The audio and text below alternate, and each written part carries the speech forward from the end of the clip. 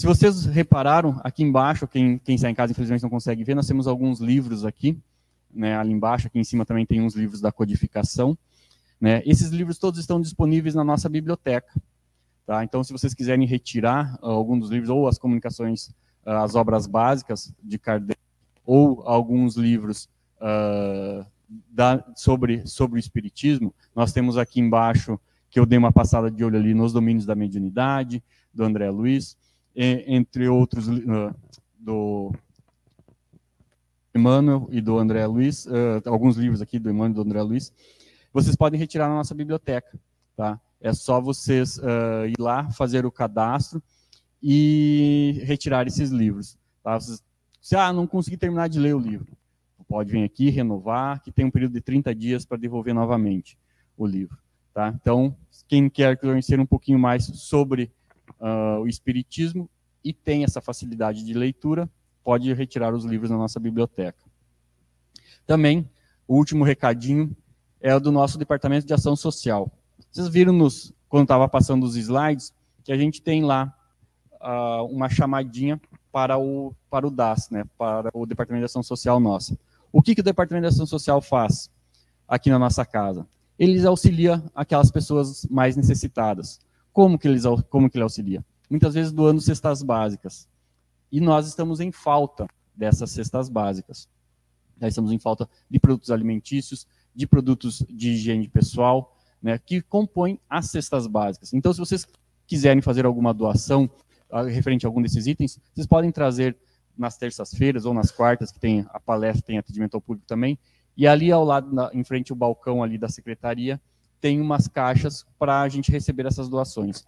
A gente, como o Marcelo uma vez já bem lembrou, a gente, graças a Deus, a gente consegue, às vezes, ter em casa o nosso prato de comida todas as noites, né, mas tem muita gente que não tem.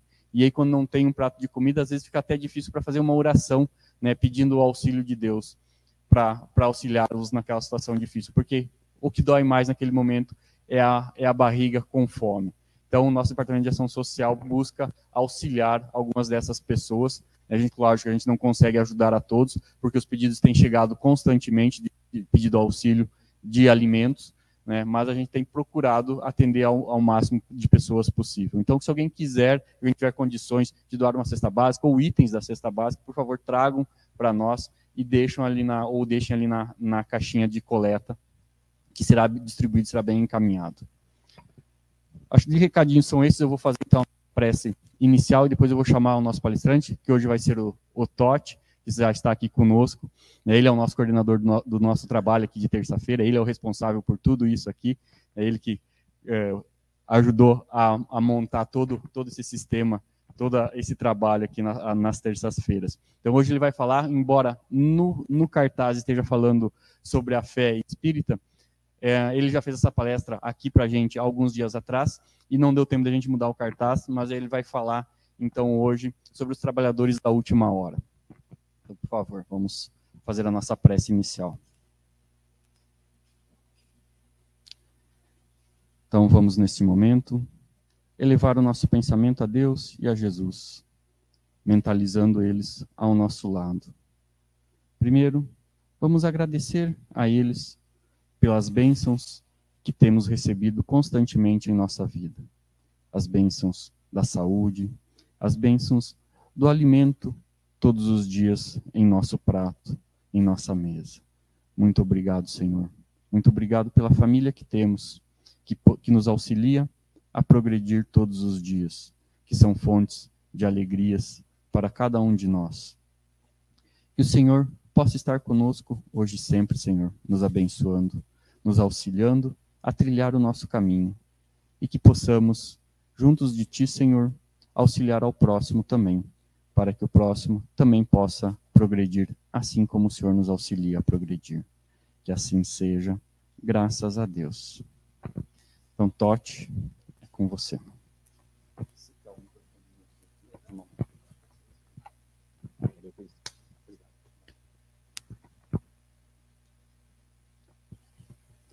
Queridos irmãos e irmãs, boa noite.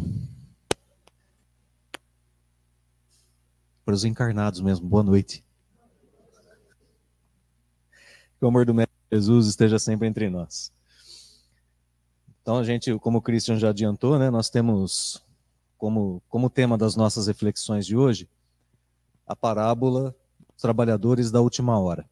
Uma parábola que Jesus proferiu enquanto esteve aqui no planeta Terra e que está no Novo Testamento. Allan Kardec retira do Novo Testamento, então, essa parábola do Evangelho de Mateus, capítulo 20, versículos 1 a 16. E, emprestando essa parábola do Novo Testamento, coloca na abertura do capítulo 20 do Evangelho segundo o Espiritismo.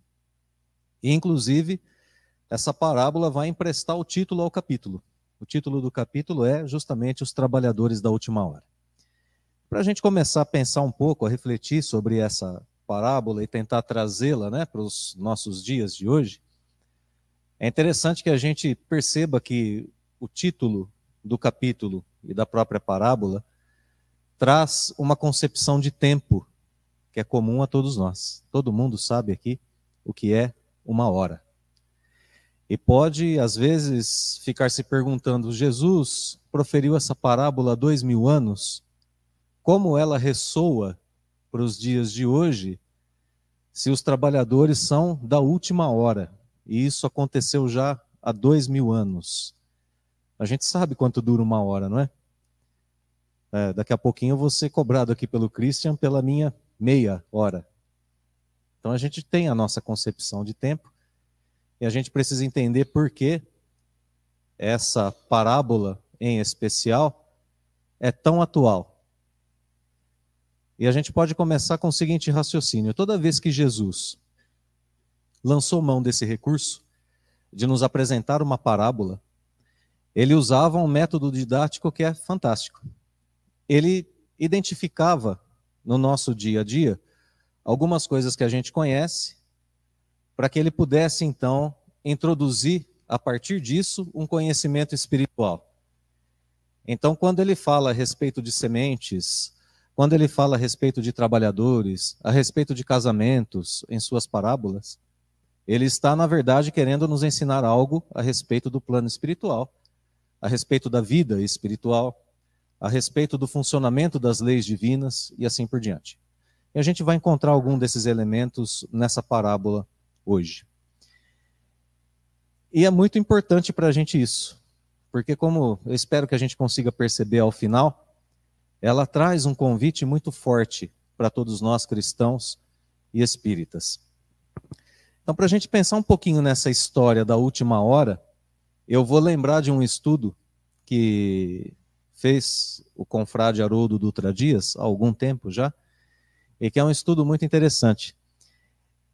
Para falar dessa última hora, e justamente dessa situação, ele foi a uma epístola do apóstolo Pedro. Foi ao Novo Testamento, encontrou essa epístola e lendo, ele encontrou a frase que dizia que 1000 anos para Deus é como um dia. 1000 anos para Deus é como um dia. Então a gente já começa a perceber que essa concepção de tempo que a gente tem na parábola não é exatamente o que parece. A concepção divina do tempo é diferente da concepção humana do tempo. Portanto, Jesus não está falando em uma hora como nós entendemos aqui. Mas, Totti, uma hora não é uma hora para todo mundo? Ué, depende, né?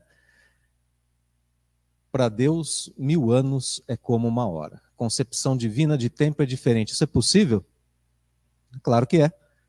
Nós mesmos, seres humanos, temos a nossa percepção do tempo diversificada de acordo com a circunstância. Mesmo as circunstâncias externas que marcam o tempo são variáveis para nós. Um relógio pode se atrasar.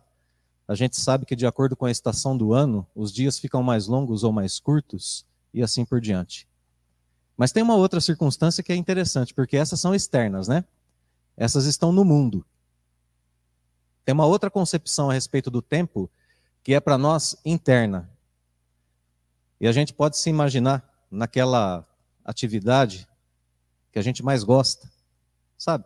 Aquele domingo assim que a gente está na praia, lá deitado numa esteira, tomando uma aguinha de coco, ao lado da pessoa ou das pessoas a quem a gente ama, tranquilo, a brisa suave do mar no nosso rosto, e de repente alguém fala assim pra gente, ó, chegou a hora de ir embora. Você fala assim, não, a gente vai ficar aqui a manhã toda. Fala, não, mas justamente já é meio-dia agora. Fala, não, não é possível. Passou rápido demais. Não é? Isso não acontece às vezes com a gente? Situação contrária também acontece. Uma pessoa que às vezes está com aquela dor de cabeça, que está incomodando muito, dá um remedinho para ela e fala assim, daqui 1 hora sua dor de cabeça vai passar. 1 hora vai parecer uma eternidade. Para nós, a nossa concepção interna de tempo muda de acordo com a circunstância que nós estamos vivendo. Então não tem surpresa nenhuma da gente imaginar que o Criador de todas as coisas vê 1000 anos como um dia.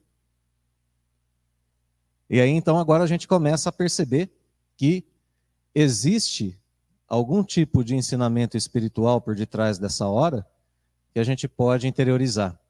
O próprio Haroldo continua o seu estudo sobre isso e ele busca uma fala de Chico Xavier no programa Pinga Fogo, década de 60 lá, né? Salvo engano.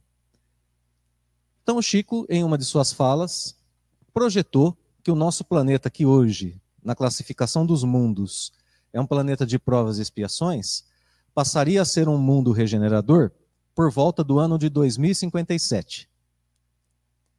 Vejam só, que interessante. É claro que essa, entre aspas, previsão do Chico está sujeita ao uso que nós fazemos do nosso livre-arbítrio, não é? Ele não cravou uma data, ele deu uma previsão, não é?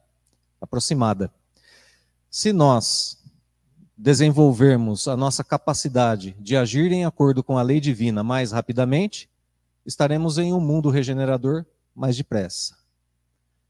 Se continuarmos cometendo equívocos diante da lei divina, essa data pode ser postergada.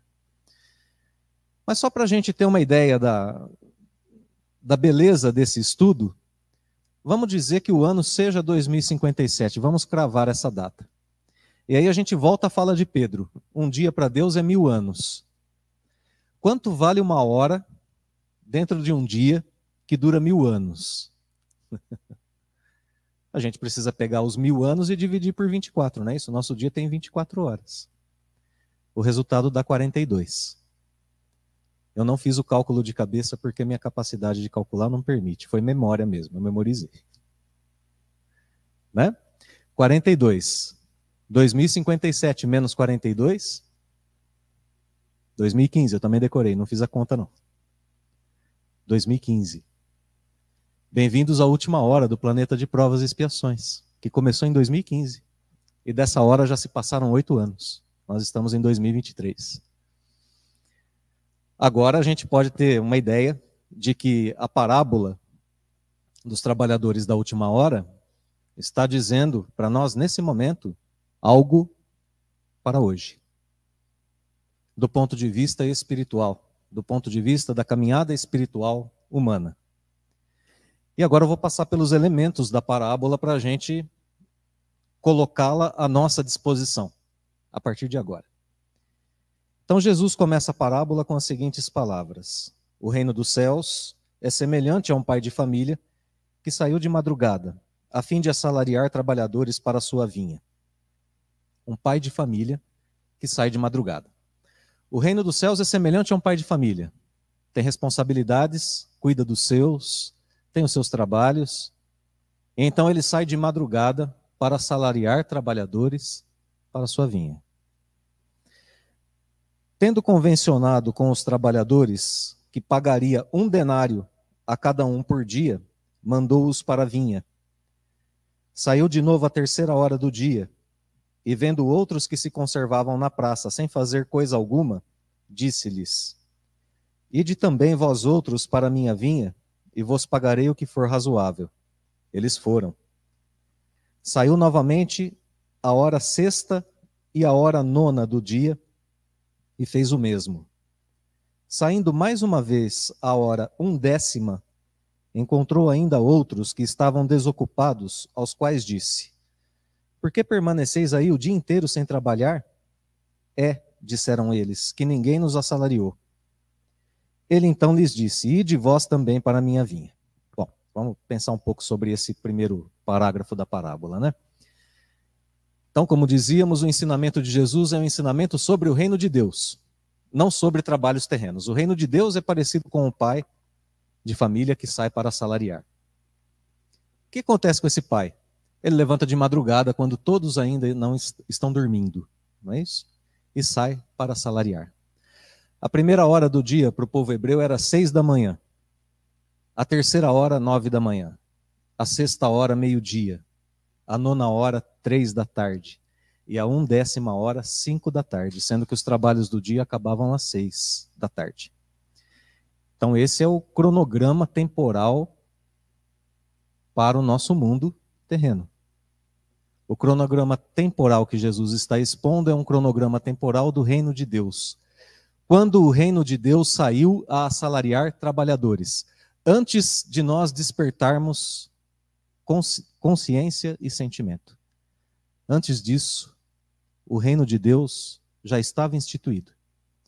Nós ainda dormíamos, enquanto o reino de Deus já assalariava trabalhadores. Não tínhamos ainda evolução espiritual suficiente para ter contato com o reino de Deus. Primeira hora, o primeiro despertar espiritual da humanidade, os antigos profetas. Terceira hora, Moisés. Sexta hora, Jesus.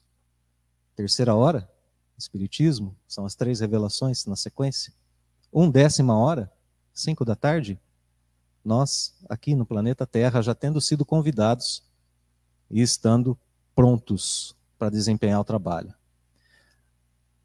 Em termos individuais, a gente também pode pensar a parábola. Quem somos nós, diante dos trabalhadores que estão sendo convidados aqui?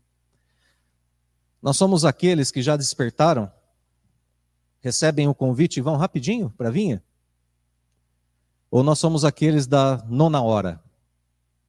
Aqueles que estavam pelas praças, andando para cá, para lá, vendo o movimento, sentindo a brisa do vento, vendo a grama crescer.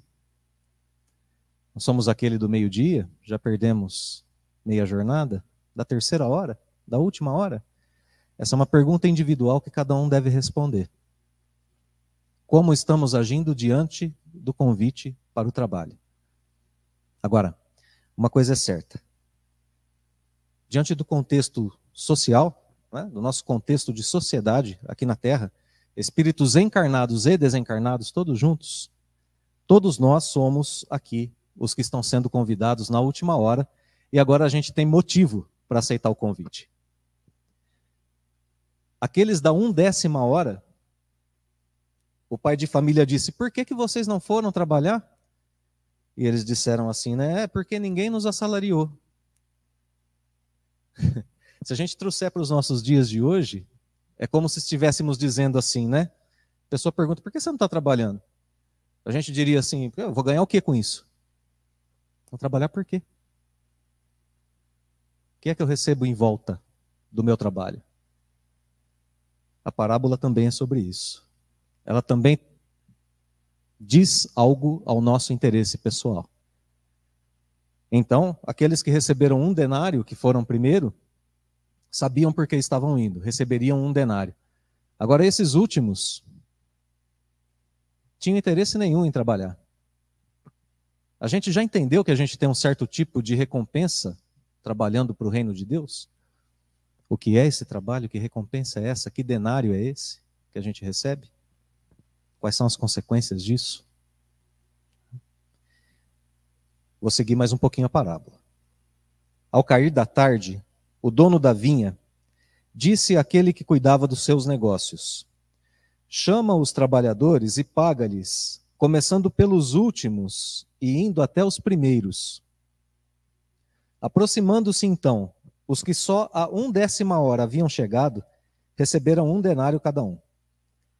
Vindo ao seu turno, os que tinham sido encontrados em primeiro lugar, julgaram que iam receber mais, porém receberam apenas 1 denário cada um.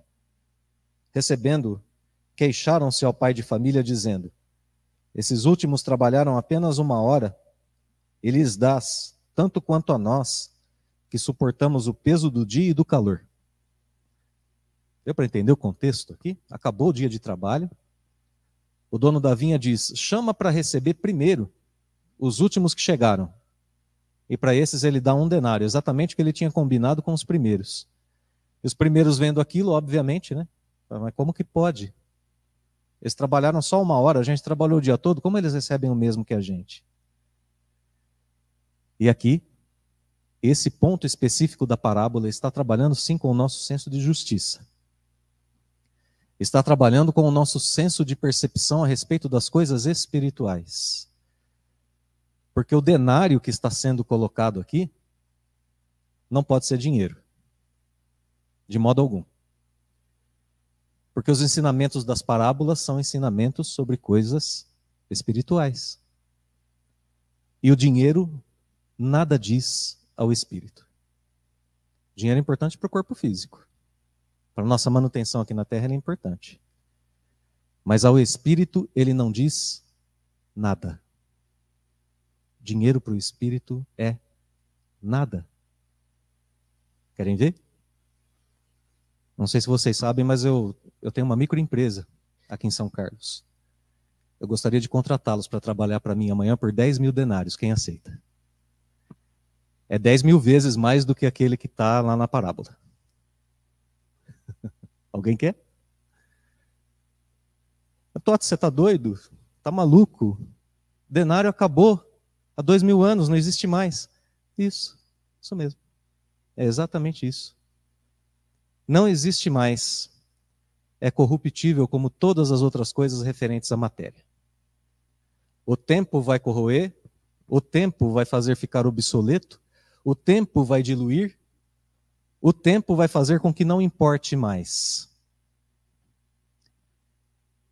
O que vocês acham de trabalhar para mim nessa encarnação e receber na próxima? Em reais.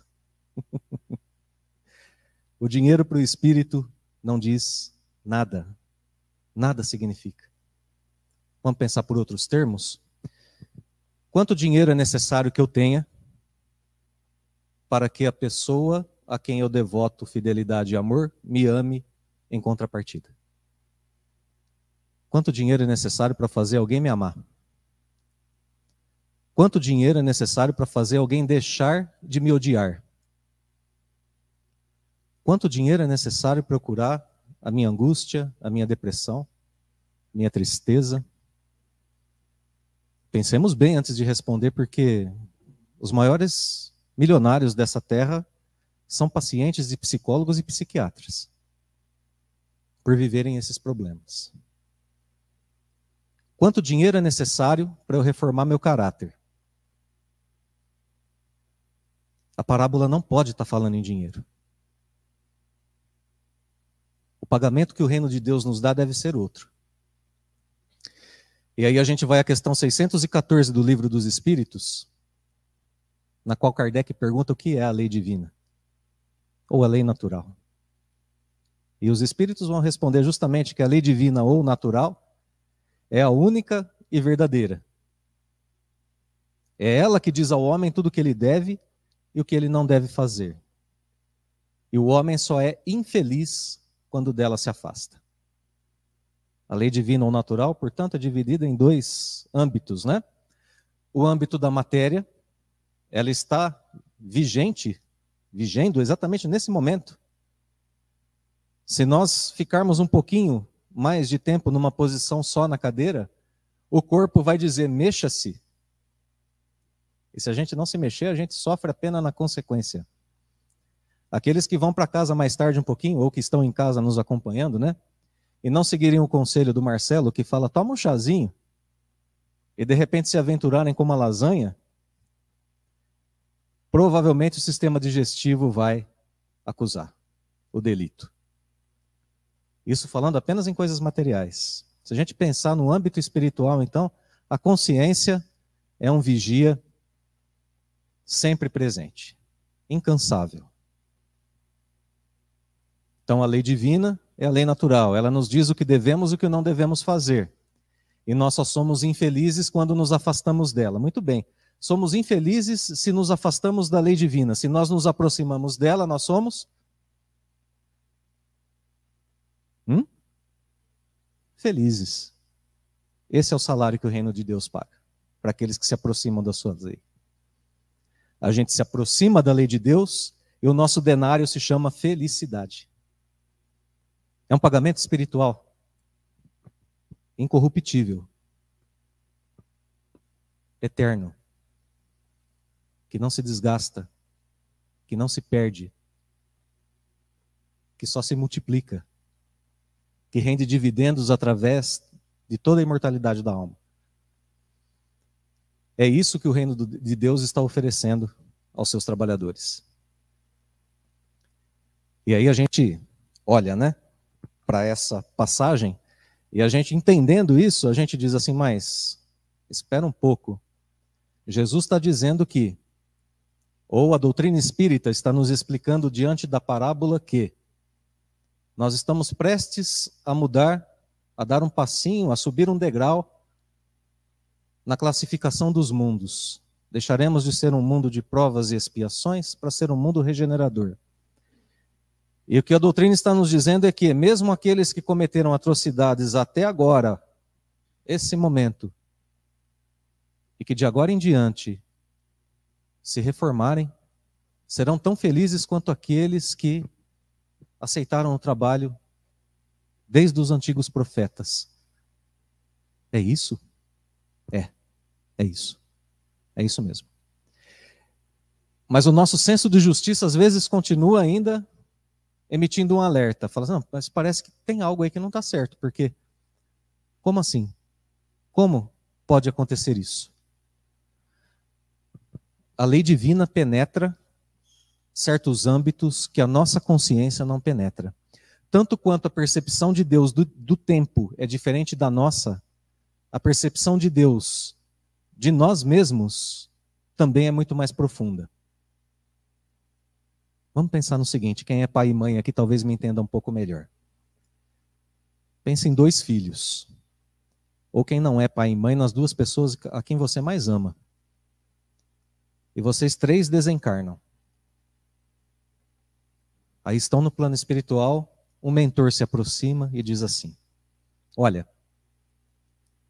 esse seu primeiro filho, ou essa pessoa, que exemplo, pessoa proba, reta, caráter excepcional, caridosa, honesta, que maravilha. Agora esse seu outro filho aí, tadinho, esse aí se desviou muito do caminho, se equivocou demais. Agora você e esse seu filho, vocês 2 vão ser felizes. Vocês estão trabalhando já há muito tempo nisso. Agora esse daí se reformou sim, nos últimos instantes. Mas esse não vai ser feliz não, esse vai sofrer. Por uns 200 anos aí para frente ainda.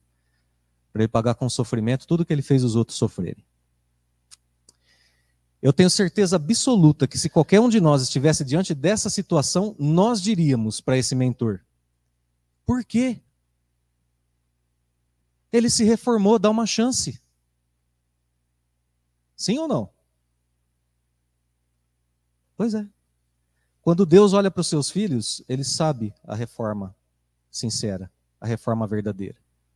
Não tem porquê termos punição divina por aquilo que passou.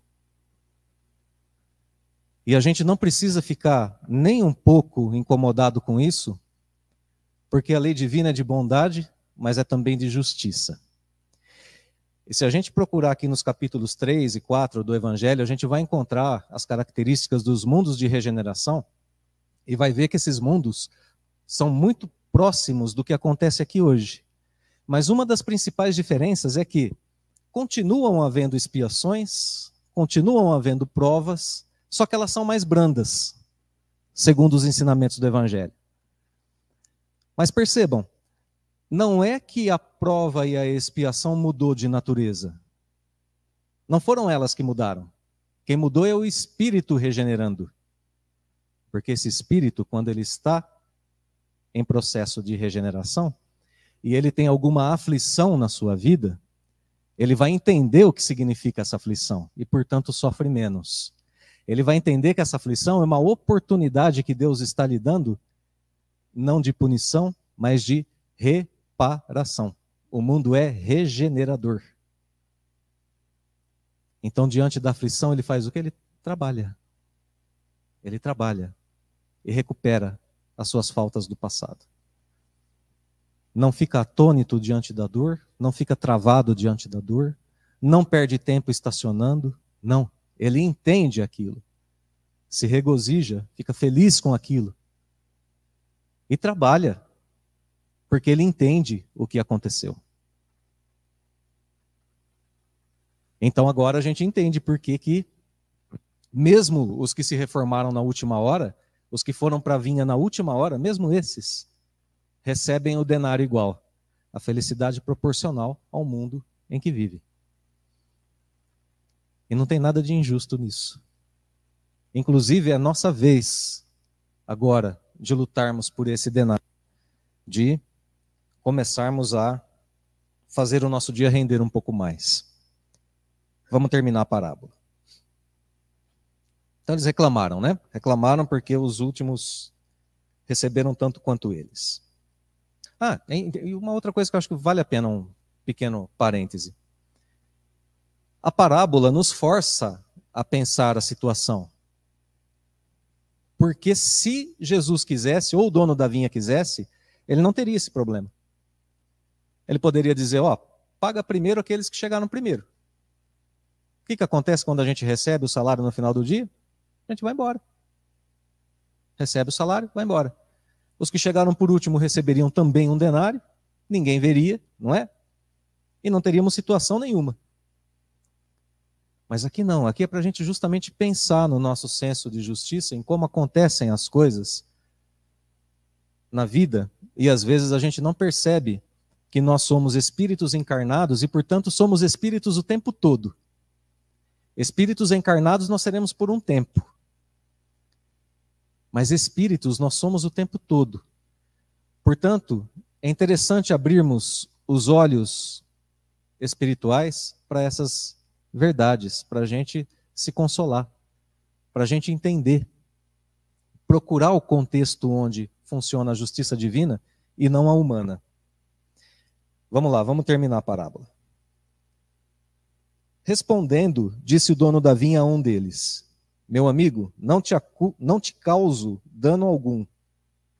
Não convencionaste comigo receber 1 denário pelo teu dia? Toma o que te pertence e vai-te. Apraz-me a mim dar a este último tanto quanto a ti. Não me é então lícito fazer o que quero? Tens mau olho porque sou bom? Aqui a gente identifica o bom trabalhador, né? O trabalhador que trabalhou, que entendeu porque estava trabalhando, recebeu o seu denário, viu o outro receber um denário igual, não teve ciúme, não teve inveja, estava pronto para aquilo que estava para ser apresentado a ele. O dono da vinha está dizendo assim, está com ciúme por quê? Eu combinei algo com você, está aí. Não estou te prejudicando. Por que tens mau olho contra a felicidade do teu irmão que trabalhou, que conquistou algo? É um grande ensinamento para a nossa vida, né? Últimas frases da parábola. Assim os últimos serão os primeiros e os primeiros serão os últimos. Entendemos essa passagem? Os últimos os primeiros os últimos. O que vem na sequência, porque muitos são os chamados e poucos os escolhidos. Assim termina a parábola dos trabalhadores da última hora. Bem, eu acredito que com isso a gente passou por praticamente todos os elementos mais importantes da parábola, né? A questão temporal, a questão do trabalho, a questão do denário, a recompensa, a questão da disposição do trabalhador, que precisa criar em si esse interesse para ser um trabalhador da última hora. Temos sim que estar conscientes de que o nosso trabalho na seara de Deus não é em vão. A gente não trabalha à toa. Há algo em troca. E esse algo em troca é tudo aquilo que a gente sempre quis. Ninguém faz nada nessa vida a não ser por um único objetivo: ser feliz. Tudo que a gente faz nessa vida é para ser feliz. Tudo. absolutamente tudo. Às vezes a gente se engana, acontece. A gente se desvia um pouquinho do caminho, a gente pensa que vai ser feliz com uma atitude, e a gente descobre que não tem problema. Faz parte da atividade de um trabalhador, o equívoco. Agora, o que também faz parte da atividade de um trabalhador é uma palavra que está muito na moda hoje, capacitação. Não é? Atualização. A gente tem que entender por que a gente está fazendo e como fazer. Há, no meio espírita, uma ideia muito comum, quando a gente fala a respeito de tudo isso que a gente está falando, né? Transformação do mundo, mundo melhor, etc. Há no meio espírita uma concepção, um senso comum, de que os espíritas são os trabalhadores da última hora.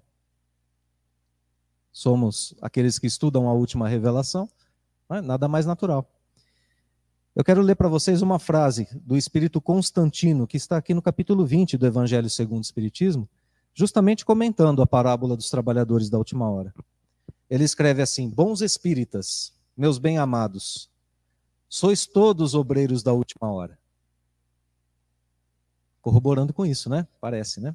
Que os espíritas são os trabalhadores da última hora. Mas eu gostaria de chamar a atenção de vocês para as duas primeiras palavras. Bons espíritas. Não são todos os espíritas. Muitos são chamados, poucos os escolhidos. Não são todos os espíritas os escolhidos. Os bons espíritas são os escolhidos. Muitos são chamados, os bons católicos, os bons protestantes, os bons ateus, os bons em geral. Muitos são chamados, poucos os escolhidos. Os escolhidos, os bons escolhidos, são aqueles que estão nessa tarefa cotidiana, aqui na Terra, de procurar o trabalho de Deus. E cada um de nós tem o seu contexto para desempenhar essa tarefa. Eu sou trabalhador de Deus quando eu sou o bom pai, a boa esposa, o bom filho, a boa filha, o bom irmão, a boa irmã, o bom eletricista, o bom advogado, a boa dona de casa. Quando eu tento ser o melhor que eu sou de mim. Quando eu tento aqui transmitir o melhor que eu puder. Quando quem está sentado ouvindo absorve o melhor que puder. Perdoando os equívocos daquele imperfeito que está aqui na frente falando. O passista, daqui a pouco, o bom passista é aquele que se preparou. É aquele que está em oração. É aquele que vai fazer o melhor de si. Aqueles que procuram um diálogo fraterno, aqueles que procuram fazer o melhor com as recomendações do diálogo. Esses são os bons aqui na Terra. Esses são os escolhidos. Bom, eu acho que só resta para a gente, né, Christian, refletir um pouco a respeito e arregaçar as mangas. E se ainda não começamos o nosso trabalho na vinha do Senhor, começarmos, né? Mas pensemos rápido, falta menos de 1 hora. Obrigado, gente. Boa semana a todos. Deus os abençoe.